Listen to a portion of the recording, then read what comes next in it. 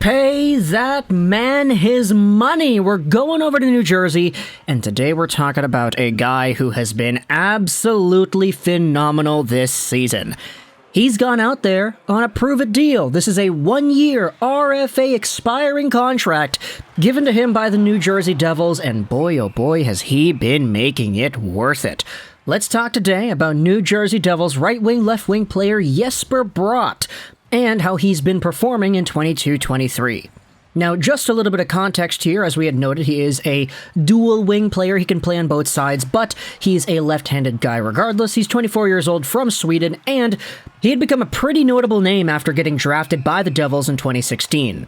This is because shortly after he had made the team, and as we have noted in several videos in the past, he has been, for the most part, a pretty capable and pretty solid guy just to have around. Multiple 30-point years to kick off his NHL campaign before absolutely exploding in 2021-2022. And this season, he had 73 points in 76 games played, 26 goals, 47 assists, and because he was an RFA at the time, there was this idea saying, okay, are the Devils going to go out there and sign him to a long-term deal? We know Jack Hughes just got that 8x8. Is Jesper Bratt going to get something in the same territory? Who really knows? Unfortunately, though, for those who have been wanting him to stick around for the very long-term future, that was not the outcome we got. Instead, as we had noted, he had been signed to a one-year deal worth 5.45 AAV. Now, he does expire on this contract at the end of the season, and he is an RFA once he does expire, which makes things a little bit easier to process when you acknowledge where the future contract negotiations with this guy are going to go. This is because so far, to kick off 22-23, in the 8 games played Jesper Bratt has played, the guy's gone out there and scored 3 goals and 10 assists in that sample, putting him up to 13 points on the year. At the time of recording this audio, he is tied for, or no, he's not tied, he's 4th by himself in the NHL in total points. And if you do the math as to what he's projected to going, I mean, let's do 13 divvy 8 multiplied out by 82.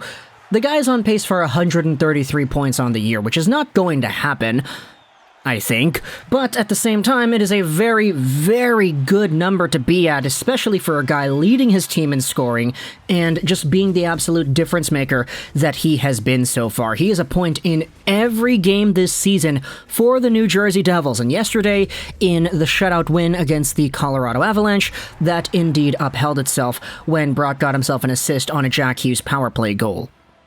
Now, when it comes to Bratt and the entire situation at hand here, obviously, scoring points is nice, seeing the amount of production, it's amazing. The guy's on pace for like 100 assists or whatever it is, which is very nice to see, but at the end of the day, the question still remains, what is the future going to look like for Bratt and his play? Because this guy does need a new contract after this season. The 1 year that he signed, honestly, it's kind of just a prove-it deal. It's a show-me deal. It's a very short-term, hey, you know, we know you just had a 70-point and 70-game season, but we want to be 100% sure that you are the guy that we can commit money to. We know Jack Hughes is going to be that. That's why we signed him to an 8x8, but Jesper Bratt, are you going to be in that same tier as well? And, I mean, if he gets 100 points or 130-something points like he's on pace for, then I guess it would be a fair conclusion to say that he would be, but of course we still have to wait for the season to ultimately play out and see if he actually gets the amount of points that he has been on pace for the past 2 years worth of play, pretty much. In fact, even going back to 2 seasons, I mean, he had 30 points, which has kind of been in the same range of point production that he has had the past few years before that, but he did so in 46 games played. You gotta remember, 2020-2021 was the shortened 56-game campaign, so Bratt really did start to showcase a lot more of that offensive flair in this era, in the early 2020s, and he just carried it over to 2021, 2022, and now to 2022, 2023.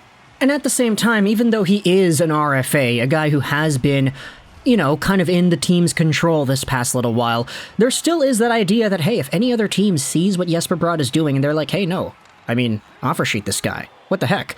There certainly would be an opportunity for the Devils to maybe get themselves a very big haul if somebody goes out there and tries to offer sheet this guy, because I don't want to go out there and say it's going to happen, but just with the way that offer sheets are structured, if he says yes to any sort of deal, you know it's not going to be a small amount of money. It's going to be a high dollar amount, most preferably for a long term, because any team that's going to be willing to shed out whatever compensation there is for Jesper Bratt probably would want to have him for a long time. Which means that worst case scenario, if Bratt does sign an offer sheet and he goes to another team, the Devils are probably going to get multiple, let's say, first-round picks or whatever in return, because the compensation gets pretty nutty when you achieve certain dollar amounts. At the same time, when it comes to the Devils and their willingness to keep a guy like this around, there has been a small amount of worry I've been seeing here and there, not very frequently, but once in a while, amongst Devils fans asking the question whether or not Bratt would want to re-sign himself. Now, there are a lot of good reasons, I would think. The 8x8 Jack Hughes is one, plus John Marino, who's been playing very well, and you still have the goaltending that has been pretty up and down, to say the least. But at the same time, there are a lot of good pieces on this Devils team. They're a young squad. Obviously, they do have a lot more of the younger talent at their disposal here. So for Bratt, if he wants to go out there and be committed to some sort of project like this in New Jersey, stay with Jack Hughes for the next few years, then who knows if that's going to be the outcome there. I would assume it's more likely going to happen. I don't see Jesper Bratt being the type of guy that wants a trade or he wants to continue his career elsewhere. I mean, he's already one of the top NHL point producers at even strength. If you go over to just even strength points alone, Bratt is, at the time of recording this audio, the #1 guy, tied with David Pastrnak. So it's been pretty good for the 24-year-old in this season's worth of play.